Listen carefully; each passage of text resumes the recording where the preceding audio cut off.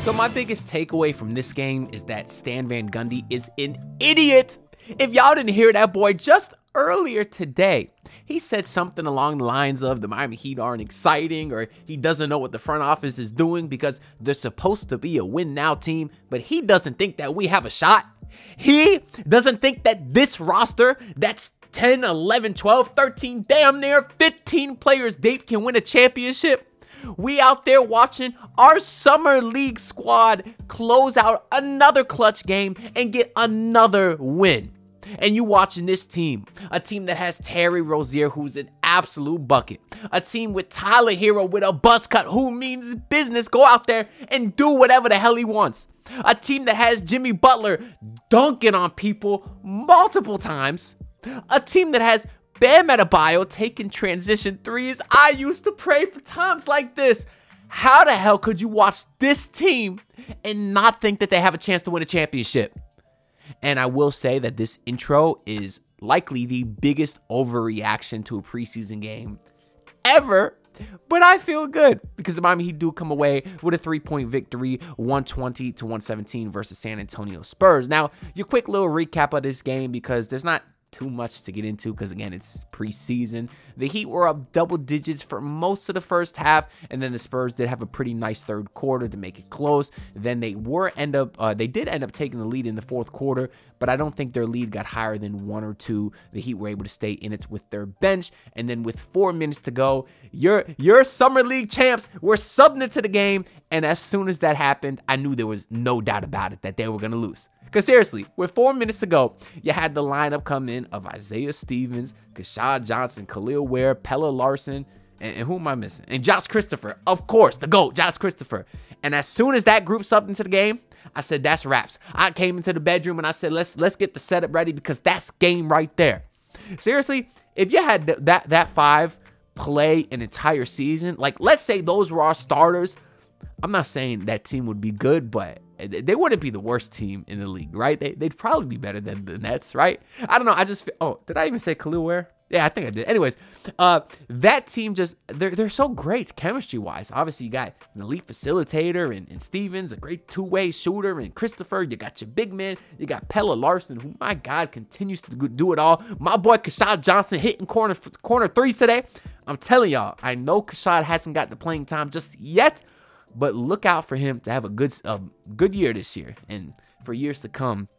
I think he'll continue. I think he'll be a pretty vital piece to this team, maybe as early as late this season. But anyways, let's talk about the starters a little bit because I do feel like that was the story of today's game. This is probably their best game so far as a unit. Of course, today you had Terry Rozier and Tyler Hero continue to look very, very impressive. Terry Rozier got you 5 points, 5 rebounds, 5 assists, and Tyler Hero today got you 14 points. So the thing that I love about those two guys is just their offensive explosiveness. You see today the Heat scored 120 points because I should say the starters did play into the third quarter, so that was the most run they've gotten together in the preseason so far.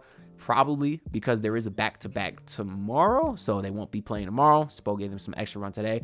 But there is no reason that with a starting backcourt like that this team should be a bottom, 20 or I guess bottom 10 offensive team that they have been for the last couple seasons. There's no reason for it. Because obviously, those two guys aren't even your best 2 players. Obviously, Jimmy and Bam can go out there and score 20 points on any given night. But when you got that kind of offensive versatility in your backcourt, there's no reason that they shouldn't be putting up at least 110 to 115 points a night. Because even on a night like tonight where Terry only had 5 points, he was super impactful because he is a very decent facilitator as well. We've been saying all offseason, really since the Heat traded for him, that he is an elite lob thrower. We saw him throw not 1, but 2 lobs today to Bam Adebayo, which obviously shows a continuing improvement in the fast breaks so far this preseason, which is something that the Heat were bad at last season. So I think now having a guy like Terry Rozier will help that as well, in addition to make Bam Adebayo's life a lot more easy, because even though Bam is extending the range, having a guy like Terry Rozier that can find him inside and in transition will still make sure that Bam Adebayo gets his fair share of dunks. But obviously, those guys in the backcourt played very well today. I love what I'm seeing so far in the preseason from them. Bam Adebayo was hooping today. 20 points for him. Really stuffed the stat sheet everywhere. Did hit you a couple threes today. Was 2 of 3 from beyond the arc. One of them was a transition 3, which got me super excited because actually to start the game, I think it was the second possession in, Victor Wembanyama came down the court and pulled a transition 3, cashed it. Continues to be a terrifying individual. But then when I saw Bam do it later, I said, our center can do it too. Now, Bam is like 6 inches shorter than Wemby, but I digress. Bam was awesome today. And Jimmy Butler looks rejuvenated as ever. Oh my God, had a one-handed putback dunk. When the hell have you ever seen that from Jimmy Butler in a Heat jersey before? And then you also had Jimmy Butler off a beautiful cut from Tyler, or a beautiful find from Tyler Hero, while Jimmy was cutting, do a two-hand posterizer dunk on Zach Collins. Last year, we didn't even get Jimmy to play in the preseason. Now we're getting him dunking on dudes. I love to see the effort from Jimmy Butler today. And he was talking trash to Chris Paul all day too. Someone on Twitter reminded me, I think those two got a little bit of beef going back to the bubble. If you remember, there was one play when the Heat were still in the regular season portion of the bubble where Chris Paul yammed the ball off of Duncan Robinson's head when he was flying out of bounds. And then the next possession, Jimmy Butler bulldozed Chris Paul, knocked him over with the shoulder. I think they might have beef since then. Because today you had Jimmy talking trash to him really throughout the entire game. There was even clips going around on Twitter when Chris Paul traveled. Jimmy Butler's doing the "ooh, you stink" when Jaime Jaquez was cooking him, when Drew Smith was locking him up. Yes, there I said it, something positive about Drew Smith. When Drew Smith was clamping him, Jimmy's over there on the bench getting real hype. So I love to see the energy from Jimmy. And of course, we expect that to continue going into the regular season. And then your last starter here was Nikola Jovic. Did get you 7 points, 3 assists, 2 steals. Or 3 assists, 3 rebounds, 2 assists, and I'm reading the numbers wrong, excuse me. 3 rebounds, 1 assist, and 3 steals. There you go, we finally got to it. 3 steals for Nikola Jovic. I believe he also had a block today too. Yes, he did. So defensively, the boy's looking good. He's really continuing to hold his own out there. And obviously, there's still your mistakes here and there and dumb fouls and getting beat by guys. Like last game, he had 4 fouls. But he's not a liability out there defensively. And as the starting 4 who's playing next to all those super talented, gifted players, all you need is to be able to hold your own on defense and hit the occasional 3-pointer to space the floor. And that's exactly what Nikola Jovic is. So I do love this starting lineup. Really, I guess they're, what's this, a 3rd preseason game in where they've actually played together. Because I think that's important because going into this, I had some concerns, mostly regarding the starting backcourt, right? I wasn't sure how defensively those 2 guys would hold up, but I don't think it's been a big issue so far. I'm not ready to say it's definitely going to work, right? We need to see it. We need to see sustained success of this in the regular season as well. But in the preseason, it's been great because for the 2nd game in a row, the Heat came into the game wrecking absolute havoc on the defensive end. I think that he had like 14 or forced 14 turnovers in the first half. Most of those were steals or live ball turnovers from the Spurs on the day. Let me see how many steals the Heat finished with on the day today.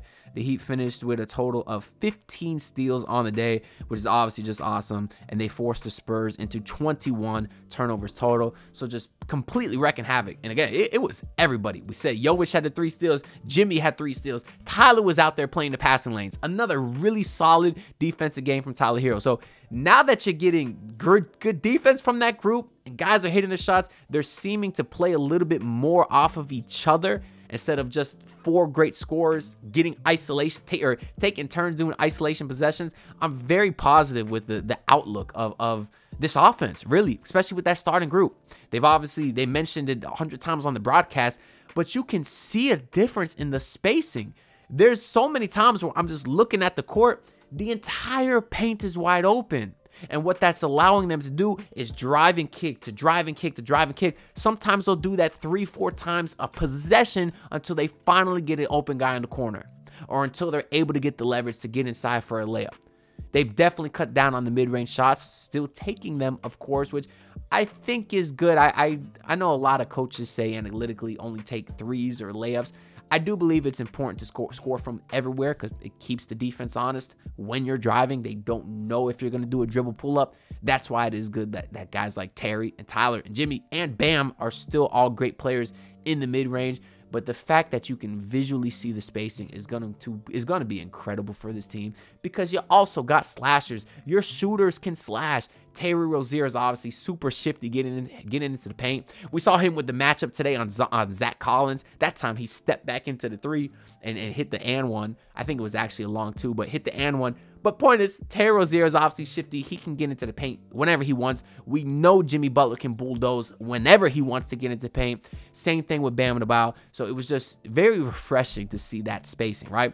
And then when you go into the second unit now, today Spoelstra had the second unit as I believe it was Burks, and it was Kevin Love and Thomas Bryant and Drew Smith and Duncan Robinson. So the one interesting thing about that is that you had no Haywood Highsmith, who I think is probably going to be a lock coming off the bench in the rotation, but I really don't know, because who are you going to kick out, right? Obviously, I've given my quick, thoughts before. I think coming off the bench, the locks are Jaime Jaquez. Did I even say Jaime Jaquez too? I feel like I'm forgetting players. But anyways, I think the locks coming off the bench is Jaime Jaquez, Duncan Robinson, and one more. Or I guess two more, right, if he goes 9 deep. You're going to need a big. That's either going to be Kevin Love or Khalil Ware. Probably Kevin Love. That leaves space for one more guy. I thought it was going to be Haywood Highsmith, but now I don't know, because you got Alec Burks out there today, spacing the floor, attacking, being a relatively decent backup point guard / 2 guard, and he's obviously able to stretch the floor incredibly well. And then they love Drew Smith. Now, I will say it's another very good game defensively from Drew Smith. My opinion has not changed yet that there's many other options I like better than him, but he was good today.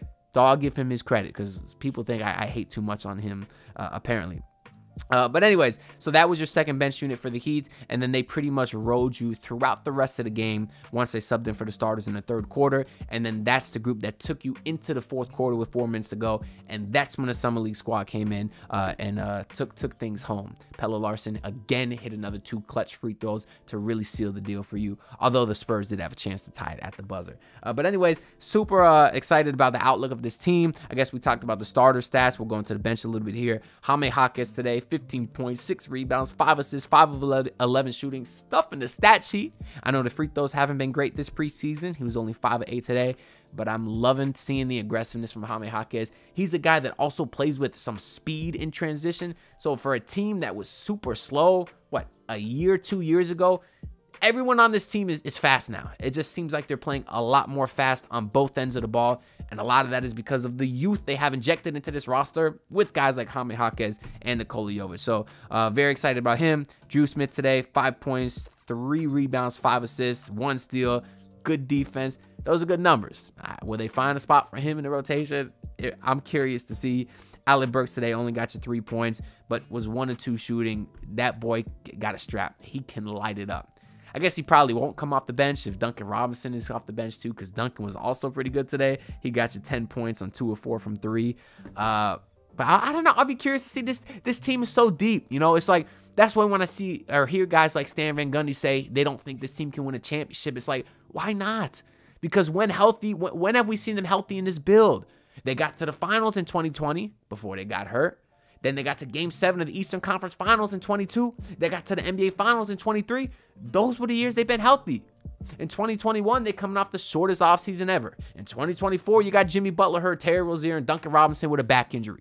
So, I hate saying this stuff because it makes me sound like I'm giving excuses, and you can't count on health, right? I guess that's what I'm saying. If only they're healthy. I hate when people say that because we've been saying that for 5 years now, and someone always ends up getting hurt at some point in the playoff run. But to say that this roster is not a good one or an exciting one is just ridiculous because as we saw tonight, they're like 15 deep. I don't even know if I mentioned Thomas Bryant played too. Or I guess he had 1, 2, 3, 4, 5, 6. He had like 6 guys coming off the bench. But yeah, that's basically all I got to say about this game. They do, again, have a back-to-back tomorrow versus the Atlanta Hawks. The only reason they have a back-to-back is because it was canceled or it was postponed from last week because of Hurricane Milton. But that's all I got to say. So let me know y'all thoughts on this game down below. Are you as excited and optimistic about this team after this game? Or do you think I'm way overhyping it, overreacting? Because admittedly, I am overreacting to a certain extent. But I'm excited, man. What you want me to do? Basketball's back, baby. Leave a like, subscribe, all that good stuff helps me out a lot. And I'll see y'all next time. Peace out. Look, pull up in your city trying to get that dead face. Do it on my own, I don't need no dead weight. Had to kill him off, yeah, I need a head space. You know this homegrown bitch don't offend me.